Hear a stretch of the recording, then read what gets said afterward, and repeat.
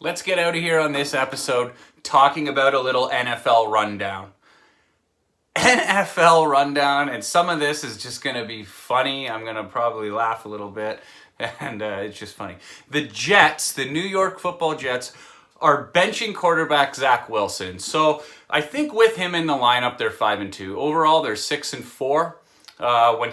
When Wilson was out, Flacco came in, had a 1-2 record.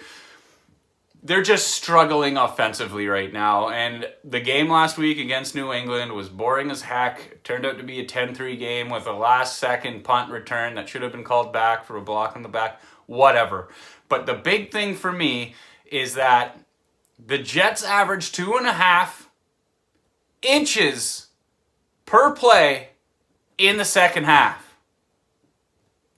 Yeah, 2.5. After the game, Zach Wilson, who wears a C on his chest, by the way, and is the quarterback of the franchise, yeah, it's his second year or whatever, but this is what he had to say. Your defense hasn't... Did you feel you let your defense down by only putting up 3 points on the board? And he said no. He said no. No.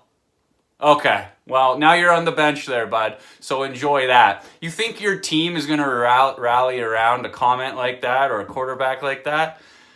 Spicy there. So he's sitting down. Chiefs place running back Clyde Edwards-Helaire on injured reserve. I feel bad for the guy. I think he has a lot to give, but in that Kansas City lineup, they don't run the ball a lot. He didn't do too well with it. Some guy that did do really well with it is Isaiah Pacheco. Hope I said that right, because he looked like a man possessed last game, and now this is his ball, this is his backfield, and he loves every second of it. He looked phenomenal. Cornerback Charvarius Ward of the 49ers calls Arizona Cardinals wide receiver DeAndre Hopkins steroid boy.